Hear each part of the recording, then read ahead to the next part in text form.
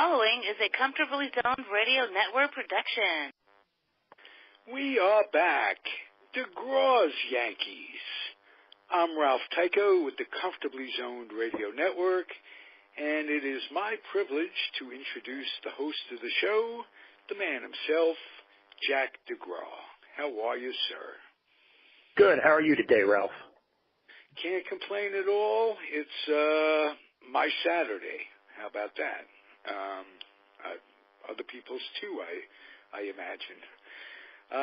I always enjoy chatting with you because you help fill up the long winter. We can go back on our hot stove league moments and remember the past. Yankee past especially. We have a topic this week, and it's Joe Pepitone, number 25. When I say that to you, Jack, what's the first thing you think of? Well, Ralph, I seen Joe play a lot at Yankee Stadium, and one thing that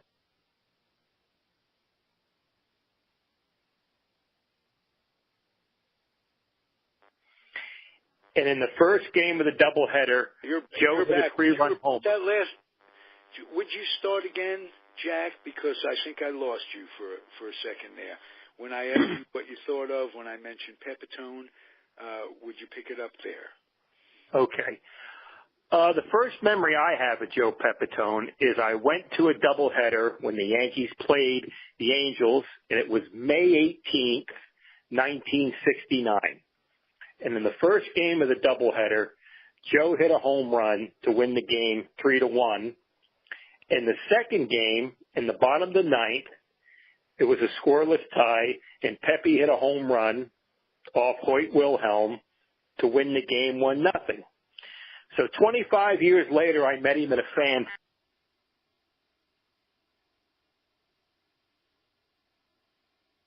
Hard to hit. He said the first pitch was always a fastball. And when I got home, I looked at the Daily News article, and sure enough, the first pitch was a fastball.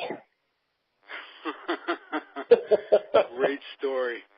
And, you know, we talked about Pepitone a little bit last week, and that doubleheader came up, and I think I mentioned to you that it was the first 2 months, I got out of the service in February of 69, out of the Air Force, and I made the decision. It was a very, very difficult one to stay in California and build my roots in California.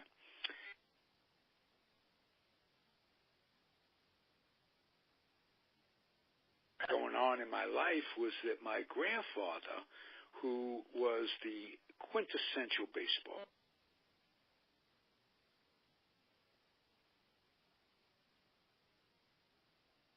New York stadiums and ballparks, Ebbets Field, the Polo Grounds, and Yankee Stadium in 1951, when I was just learning baseball, and I'll never be able to thank him enough for that.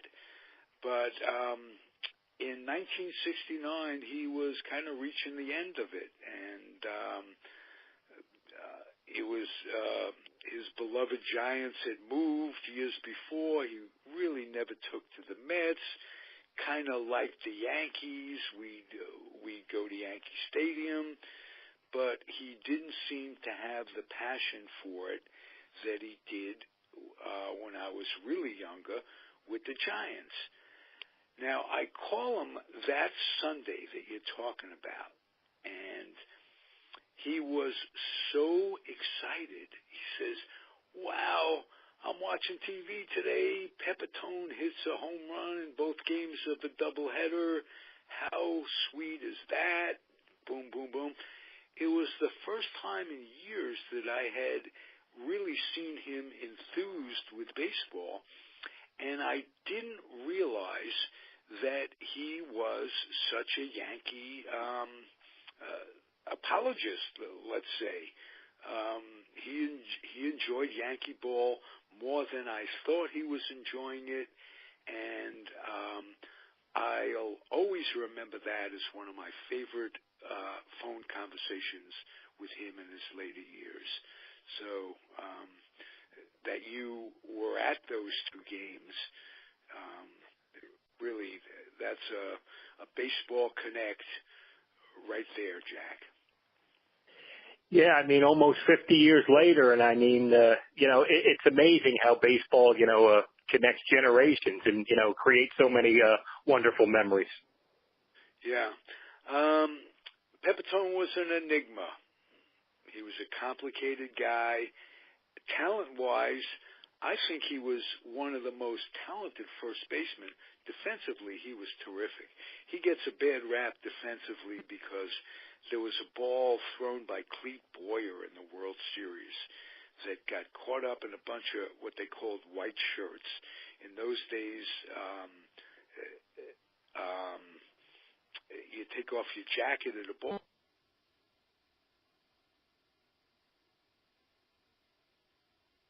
It was a bad background. He missed the ball in the World Series.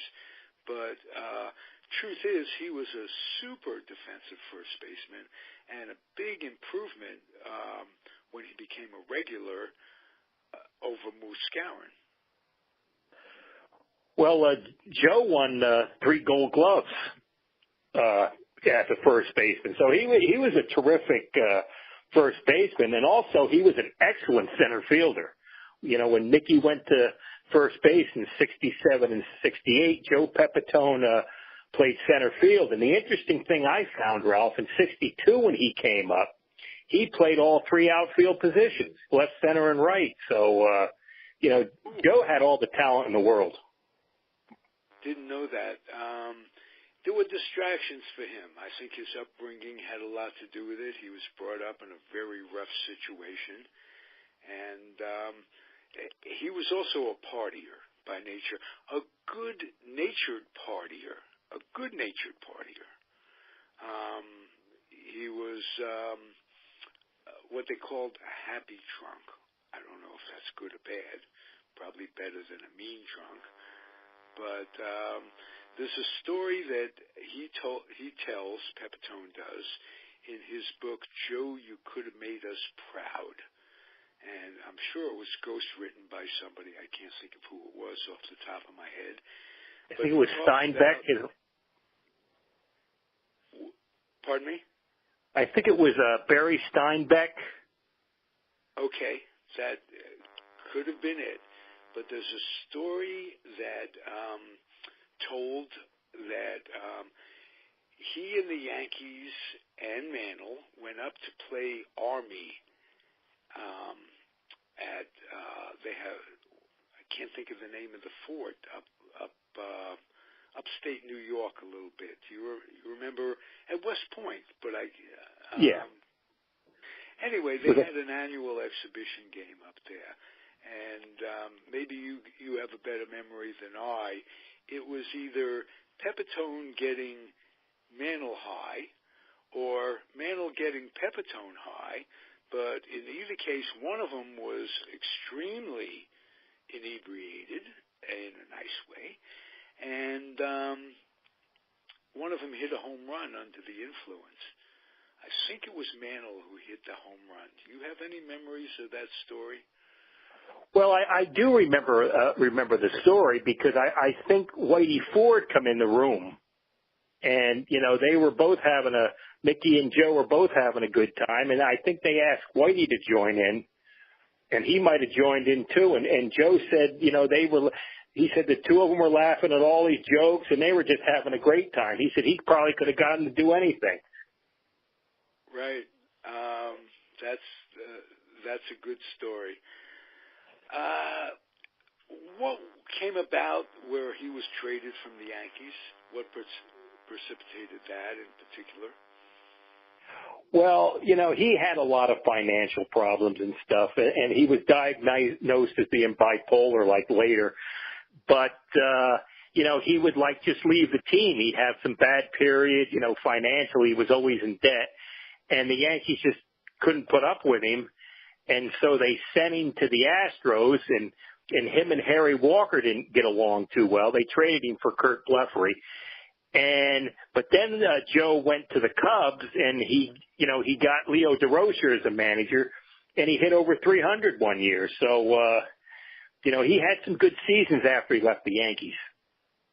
Did he get along with Leo DeRocher, I'm wondering? Oh, they got along great.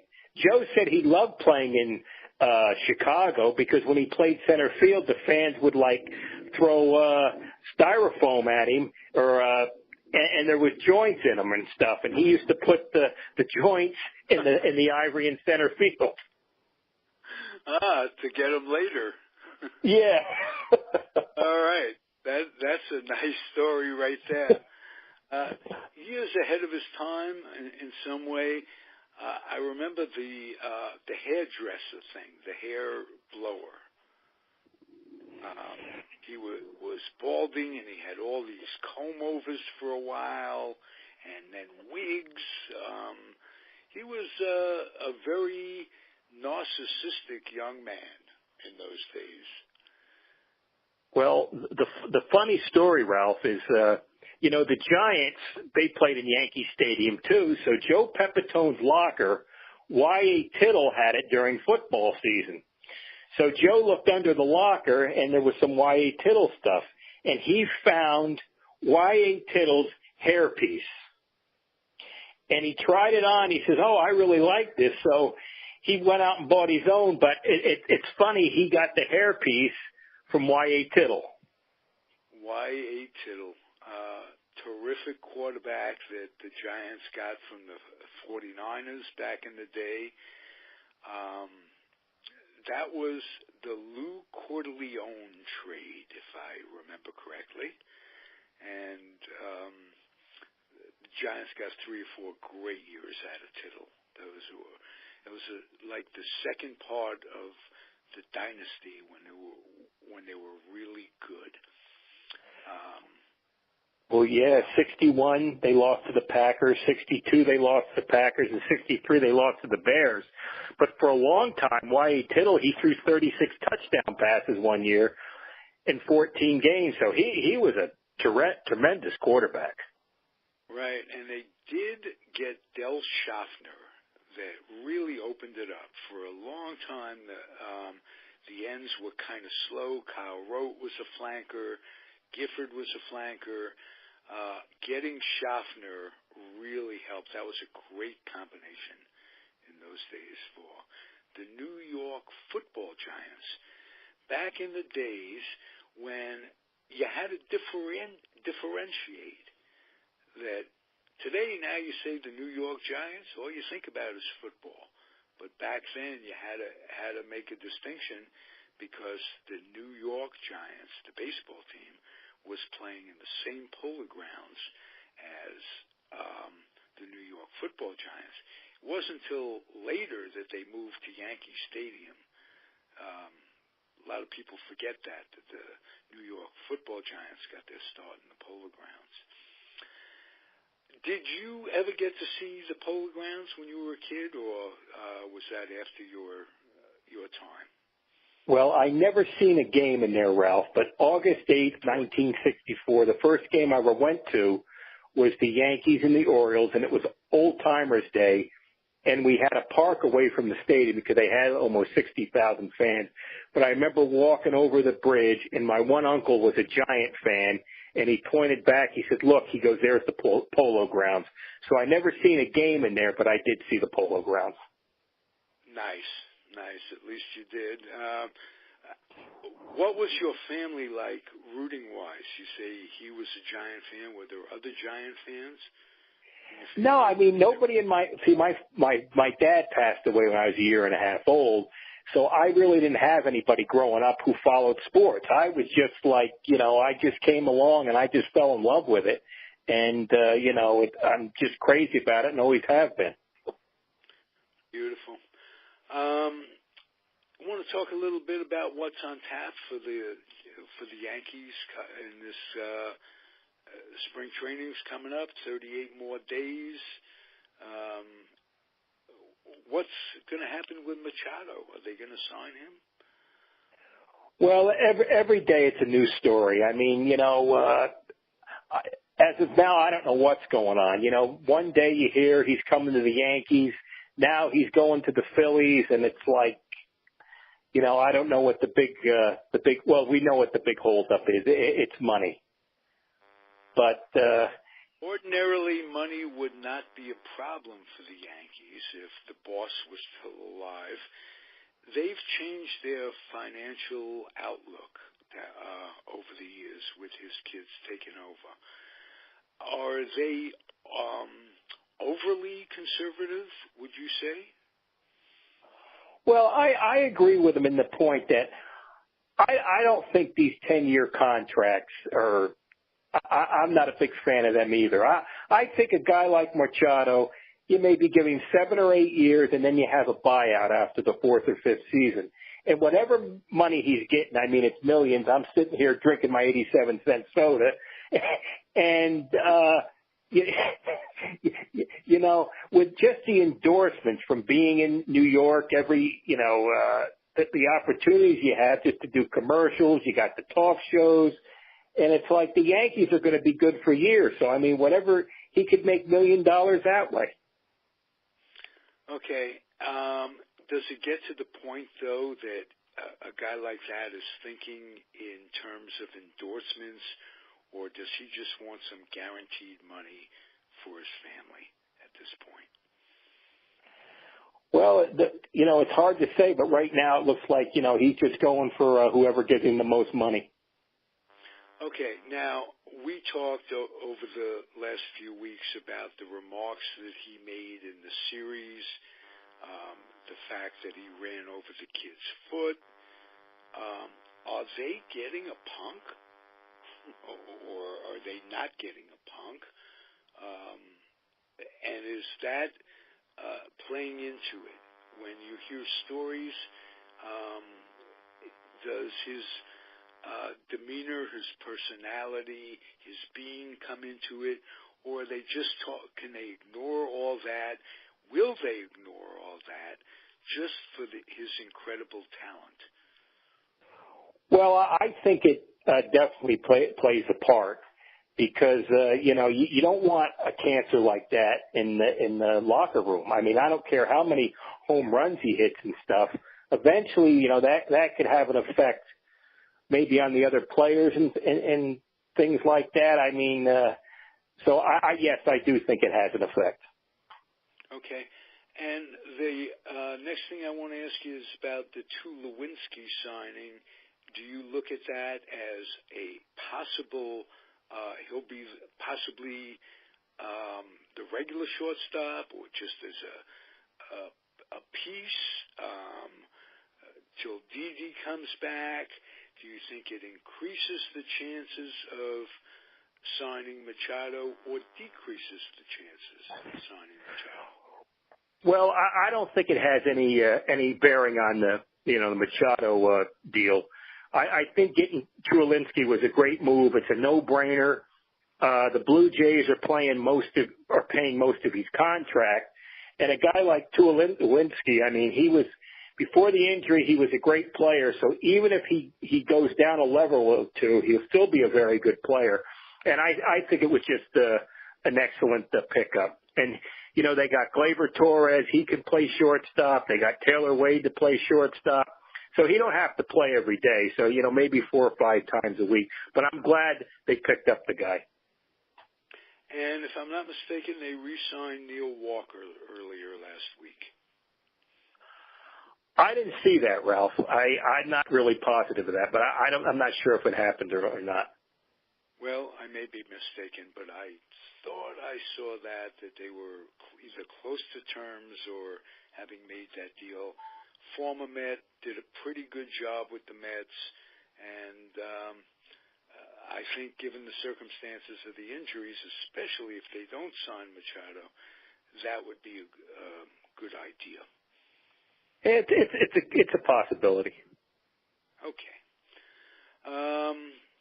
Sabathia went through, we didn't talk about this, he went through some real heavy-duty heart procedures. He's getting stents and what have you. how is his recuperation coming, and are they counting on him for anything but a number 5 starter? Well, right now he's just a number 5 starter, but I think the big thing with him is he's great in the locker room. He's a great teammate for the young players and stuff. And I think you're probably looking maybe 25 starts from him at the most. At some time during the season he might break down, and with this thing with his heart, I mean that can be very serious to say the least. Absolutely, not just baseball. We're talking life. Life stuff. So let's wish him the very best. And thank you for the updates. Thank you for the look back into my memory book and how that doubleheader really stuck in my mind all these years, and how Joe Pepitone making my grandfather happy that day. I'll always have a warm spot in my heart for him. What does he do now? He obviously gets a major league pension. Is he involved at all in the game? How does he exist? Well, he's still, on the Yankee payroll. And, he'll go out and, deal with the fans and stuff. I mean, he's still with the Yankees in that regard. He's been with them in, doing things like that, public relations for I think 25, 30 years. So, and he's great with the fans. The fans love him. Good to hear that the Yankees take care of their own, because, like you said, he mentioned that he's bipolar. I recently, one of my aunts had a problem. She was experiencing a whole bunch of mood swings, and she grew hair over her entire body. And doctors diagnosed her as bipolar bear. So I just wanted to throw that in. I hope my aunt recuperates as soon as possible, and I hope my humor isn't too much for the listening audience. But on that, I want to tell you what a pleasure it is, Jack, and we'll do it again in another week. How about that? Can I throw in one more thing, Ralph? Sure. Is it about my aunt? No. Well, we can get updates on her next week. All right. Go ahead. Joe Pepitone in 1962 hit 2 home runs in 1 inning against the Kansas City A's, and the only other Yankee to do that was Joe DiMaggio in 1950. Wow.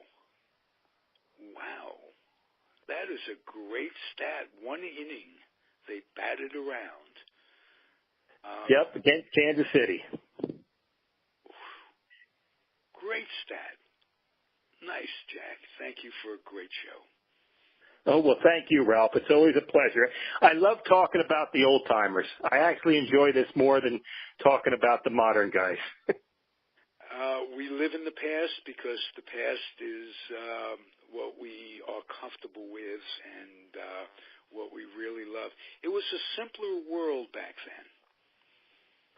Well, I think the thing is, people had a sense of humor back then, and now it's like, we have a war on common sense, and I think it's been lost. Yes. But at the worst, do you want common sense in life, or do you want uncommon sense? I think common sense got us the way we are. The sense of the commoner isn't really what we should be espousing to. We want uncommon sense. But the more weird people, the better. Absolutely. It makes me look less weird. Be well, Jack. Thank you for listening, everybody. The show is Degraw's Yankees, Comfortably Zoned Radio Network. We'll see you when we see you. Keep it going, Ralph. Pep. Thanks for the memories to you. Thank you, Jack. Be well. Bye-bye. Thanks for listening, everybody. Adios.